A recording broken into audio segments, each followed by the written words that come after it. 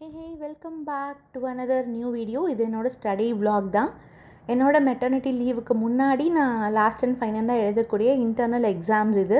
So இதுக்கப்புறம் எக்ஸாம்ஸ்லாம் எப்படி எழுதுவேன், நேரில் போய் தான் எழுதுவேனா என்னென்னு எனக்கு தெரியல. ஸோ இதில் நான் எப்படி படிக்கிறேன் அண்ட் என்ன மார்க்ஸ் வாங்கினேங்கிறதையும் நான் ஆட் பண்ணிடுறேன்.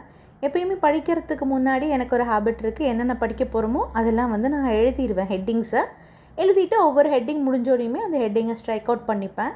அண்ட் எனக்கு சொல்லி படிக்கிறத விட எழுதி படிக்கிறது ரொம்ப பிடிக்கும். அண்ட் எக்ஸாம் மதியானம்னா நான் காலையில் தான் எனக்கு பென் வந்து நல்லா சரியாக இல்லைங்கிறதே கண்டுபிடிச்சேன். இந்த பார்க்கரை தான் நான் ட்ரஸ்ட் பண்ணிகிட்டு இருந்தேன். பட் நான் ட்ரஸ்ட் பண்ண 2 பார்க்கருமே ரொம்ப மோசமாக எழுதிட்டு இருந்துச்சு. ஏன் என்னன்னு தெரில. இது அழகாக இருக்குது, பட் எழுதுறது வந்து கேவலமாக இருக்குது. இதுக்கு எனக்கு ரீஃபில் கிடைக்கவே இல்லை. ஸோ நான் லாஸ்ட் மினிட்டில் வந்து ஹஸ்பண்டை வாங்கிட்டு வர சொன்னேன். இந்த பெண்ணு வந்து பார்த்தாலே ஏதோ இந்த குழந்தைங்களாம் பஞ்சு மிட்டாய் காரங்கிட்ட வாங்குவாங்கல்ல, அந்த மாதிரி இருந்துச்சு. ஆனால் என்ன பண்ணுறது, எழுதுறது ஏதோ நல்லா எழுதிச்சு. அதனால நான் எடுத்துகிட்டு போயிட்டேன்.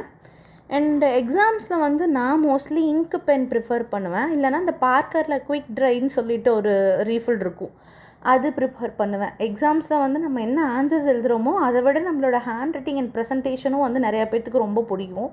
ஸோ அதில் வந்து நம்ம ஹெட்டிங்ஸ் போட்டுட்டு ஹைலைட் பண்ணி எழுதுனா இன்னும் கொஞ்சம் நீங்கள் என்ன கண்டென்ட் எழுத வரீங்களோ அது வந்து கரெக்ஷன் பண்ணுறவங்களுக்கு ரொம்ப அப்பீலிங்காக இருக்கும்.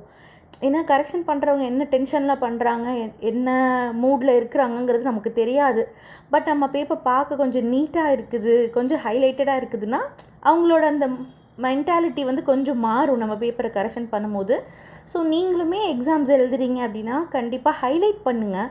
ஹெட்டிங்ஸ் எல்லாமே எழுதுறதுக்கு மறந்துடாதீங்க, அதுதான் பெஸ்ட்டு. அண்ட் இப்போ வர பெண்ணெல்லாம் என்ன நினச்சிட்டு டிசைன் பண்ணுறாங்கன்னு கூட தெரில. அண்டு நான் வந்து ஒரு வழியாக எக்ஸாம்ஸ் எழுதுறதுக்கு இந்த பெண்ணை எடுத்துகிட்டு போயிட்டேன். பட் ஆர்டரும் போட்டுட்டேன். ஸோ நெக்ஸ்ட்டு எக்ஸாமுக்கு முன்னாடி என்னோடய பென்ஸ் வந்து நான் ஆர்டர் போட்டேன்னு சொன்னேன் இல்லையா, அது வந்துருச்சு. இந்த பென் வந்து நான் 6th படிக்கும்போது யூஸ் பண்ணேன். அப்போ 80 rupees, இப்போ வந்து 140. பட் அந்த குவாலிட்டி அடிச்சிக்கவே முடியாது. கேம்லினில் அவ்வளோ சூப்பராக எழுதும் இது ரெண்டுமே. அண்டு நான் வந்து அடுத்த எக்ஸாம்ஸ்க்கு படிக்கணும் தான். எப்பயுமே எக்ஸாம்ஸ் எனக்கு 2:30க்கு முடிஞ்சாலும் நான் 7:50க்கு தான் ஆரம்பிப்பேன். அண்ட் எஜுகேஷ்னல் சைக்காலஜியை பொறுத்த வரைக்கும் எனக்கு நோட்ஸ் கம்மியாக தான் இருந்தது. எல்லாமே ஸ்லைட் ஷேரில் படிக்கிற மாதிரி இருந்துச்சு. நானாக எடுத்த நோட்ஸ் வந்து எனக்கு ஏதோ எப்படி சொல்கிறது, எந்த நினப்பில் எடுத்தனே தெரில அப்படிங்கிற மாதிரி தான் இருந்தது. சரி பரவாயில்ல, உட்காந்து படிக்கலான்னு சொல்லிட்டு பென்னுக்கு இங்கெல்லாம் ஃபில் பண்ணணும்னு சொல்லி மறக்காமல் ஃபில் பண்ணேன். அண்ட் இந்த பென்னுக்கு இங்க்கு பில்லிலிருந்து ஃபில் பண்ணும்போது ஸ்கூல் படிக்கிற ஞாபகம் வந்துருச்சு எனக்கு. அப்போ இப்படி தானே பண்ணிகிட்ருப்போம் டெய்லியுமே.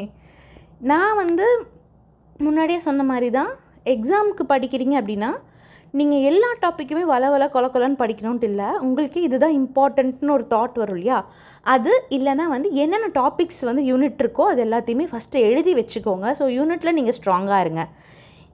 எழுதி வச்சதில் 4 படிக்கிறீங்கனாலும் அது 4 படித்தோன்னே அதில் தெளிவாக இருக்கீங்கன்னா அது ஸ்ட்ரைக் அவுட் பண்ணிகிட்டே வாங்க. So by the end of the study வந்து உங்களுக்கு இதிலலாம் நான் வந்து பர்ஃபெக்டாக இருக்கேன்ற ஒரு சாட்டிஸ்ஃபேக்ஷன் இருக்கும். ஸோ எல்லாத்தையும் படித்து எல்லாத்தையும் போய் நம்ம பேப்பரில் கண்டிப்பாக வாந்திருக்க முடியாது. அண்ட் ஹியூமன் பிரெயினுக்கு அந்த அளவுக்கு கெப்பாசிட்டி கண்டிப்பாக இருக்காது தான். நம்ம வந்து நிறையா படித்து குழம்பிருச்சுன்னு ஃபீல் பண்ணுறதை விட கம்மியாக படித்து சூப்பராக எழுதிட்டு வந்துட்டோங்கிற ஒரு ஃபீல் இருந்தாலே போதும்.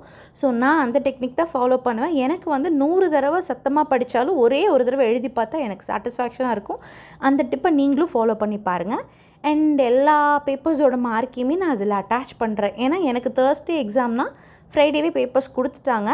நான் சொன்ன மாதிரி எழுதி பார்த்து படிங்க, கண்டிப்பாக உங்களுக்கும் அந்த இது வரும். அண்ட் என்னோடய பெண்ணோட இது காட்டுறதுக்கு தான் இந்த பேப்பரையும் அட்டாச் பண்ணேன். ஸோ இப்படி தான் என்னோடய இன்டர்னல் எக்ஸாம்ஸ் போச்சு. ஸோ ஏதாவது ஸ்டடி டிப்ஸ் இல்லைனா வந்து ரைட்டிங் டிப்ஸ் ஏதாவது வேணும்னா கண்டிப்பாக வந்து நீங்கள் கமெண்ட் பண்ணுங்கள். அண்ட் என்ன மாதிரி வீடியோ வேணுங்கிறதையும் கமெண்ட் பண்ணுங்கள். கண்டிப்பாக நான் வந்து அதுக்கு ஏற்ற ஸ்டெப்ஸ் எடுக்கிறேன். Bye.